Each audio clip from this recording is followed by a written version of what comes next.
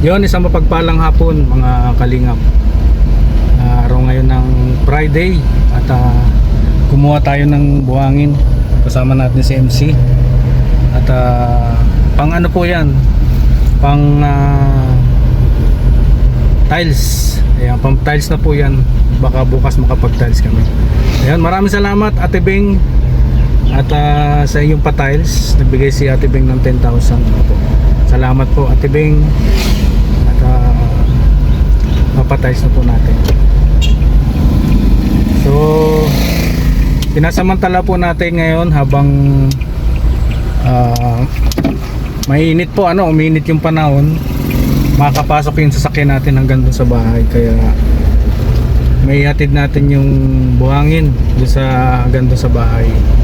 Kaya, tara po at samahan nyo kami ni MC sa aming paghakot ng buhangin para ma-flooring po natin yung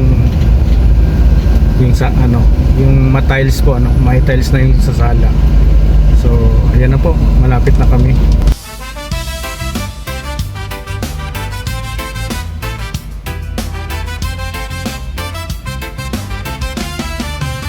Sa bawat kanto ng daan, may kwento ng pangarap. Mga matang napagod na sa hirap na di malusaw. May batang nakangiti kahit So ayan kung makikita nyo, natuyo na. Ganito po ito pag mainit. Natutuyo na yung tubig. Ayan. Yun pa rin mga baka.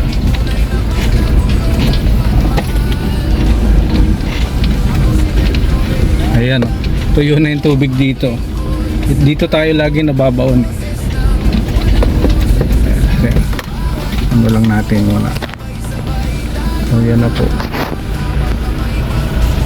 Oop.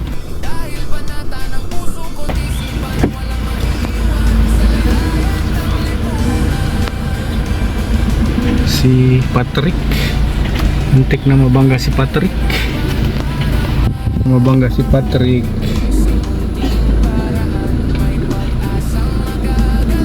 So ayan na po, tuyo na tuyo na yung ating kalsada.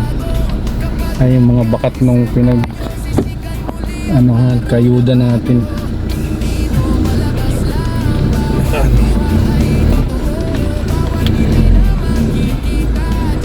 Backing tayo dito. Backing.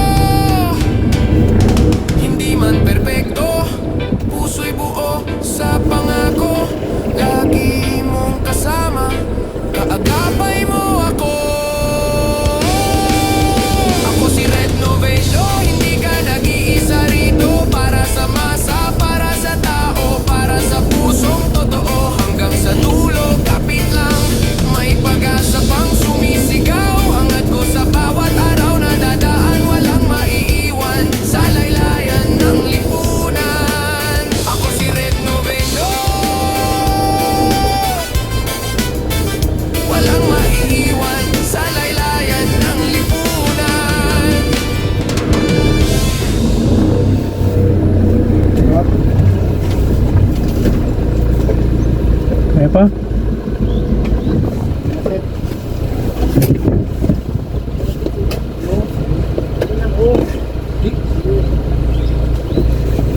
Ano, atras pa? Hindi sir, atras na babo kunti lang. Iurong mo nga yung na yan.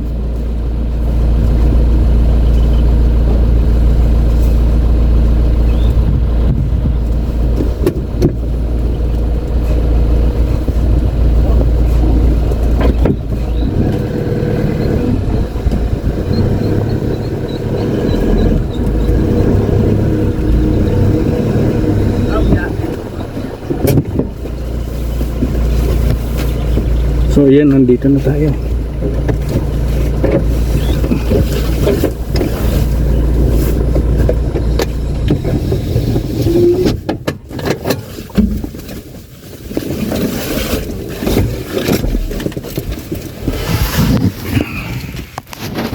Yan yung mga dala natin. Yan ang kagandahan. Yan ang kagandahan ng mainit na nakapasok na po dito sa tapat ng bahay.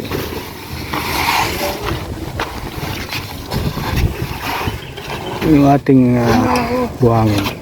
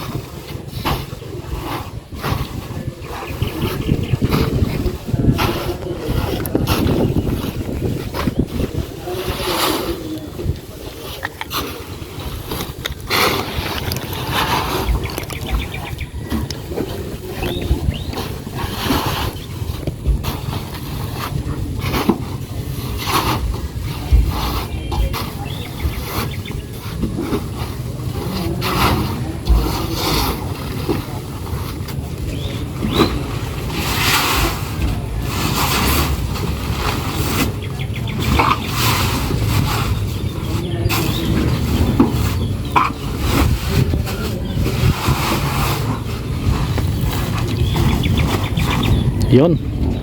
Thank you, MC. Pwede na siguro yan, pang-flooring. Parang dahil na. Saga naman.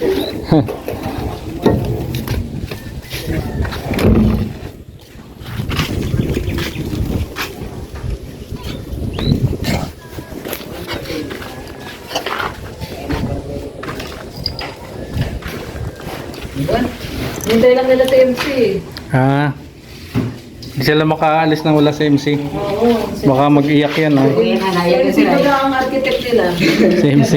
Hindi nila pwede iwan si architect. Si MC ang pag-asa. Oo.